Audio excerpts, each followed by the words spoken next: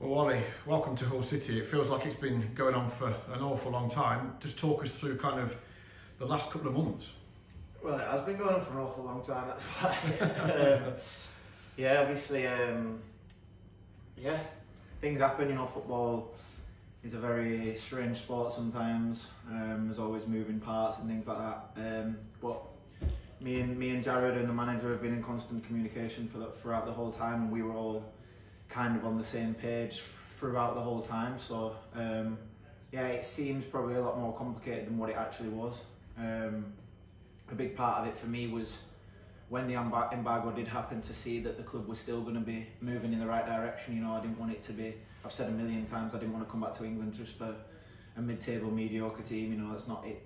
I'm 29 now, it needs to be something that will get me up in the morning and be an exciting challenge for me and something that I look forward to. So we gave ourselves a bit of time to see where the club would progress in terms of who the boys they would bring in, and when I seen players like Lunny and that come in, it was a no-brainer, and just reaffirmed that this was the right place for me to be at.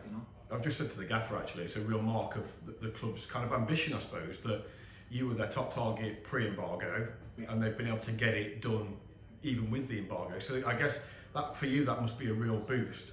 1,000,000%, yeah.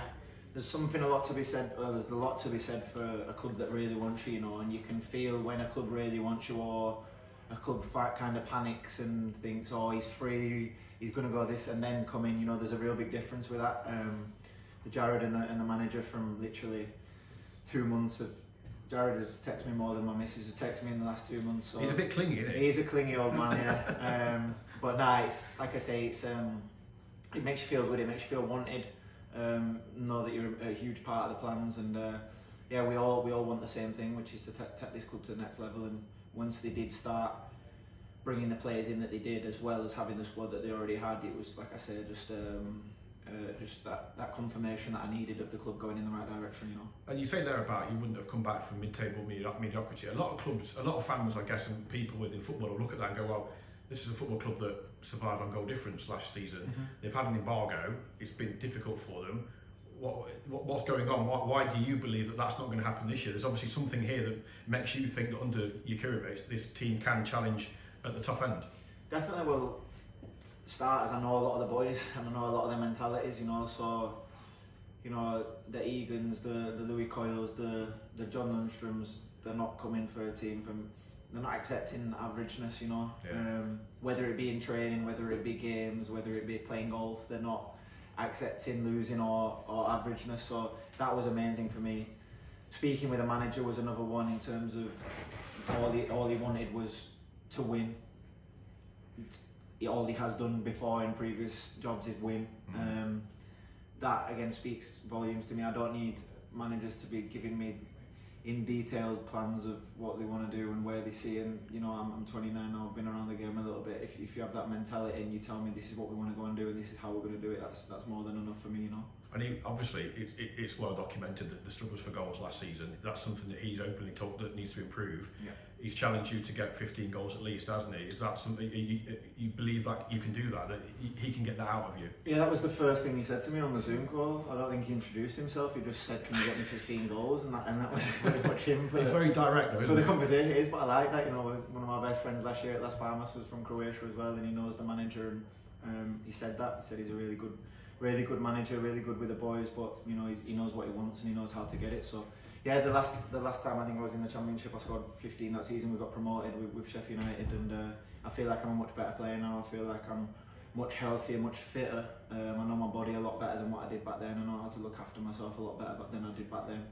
And going out to Spain gave me a whole new outlook on the world, but outlook on football as well, which I think can only make me a better player. So yeah. And in this team, you're going to have the likes of Ryan Giles, you've got Abu Kamara, you've got Joel Ndali, you've got Miller Balumi coming back, potentially Joe Galhart coming in as well. So there are going to be players in this team that can put the ball at your feet and give you the ball in the right place. 1,000,000%. I think I've spoke about it a million times with Jared, and I think one of the main things that we lacked at Las Palmas last year was that pace and that directness of just something a little bit different. And Jared said you won't be struggling with that here. We have that in abundance, which for me, I know if I look back at my best season in England, it was at Swansea, and the wingers I had there were Dan James, who's obviously gone on to be whatever he was, and I had Nathan Dyer on the other side. Pace. So I've always worked better with them players. They give me a depth where if they run in behind, it gives the defenders are going to drop off a few yards, which gives me an extra little bit, a few yards of space to play, which then brings into the other side of my game, which I really enjoy doing as well. And then they get out wide, they cross the ball in, and I score, which is simple game sometimes. So yeah. We know there was interest in you from elsewhere naturally, given your record. How serious was that interest, and how big was the lure potentially to go back to Bramall Lane? Yeah, mate, if I'm honest with you, there was offers from around the world, from 4 different continents. So it was challenging to get your head around, just even to process that. Once we made the decision, my fiance is pregnant again. She's due in November. So once we made the decision that we wanted to come back home, it narrowed the spectrum down a little bit. We had a few other offers in the Championship, but just the plans of this club, of the manager, of Jared, compared to other clubs that we spoke to, was almost 2 different conversations completely. And yeah, in the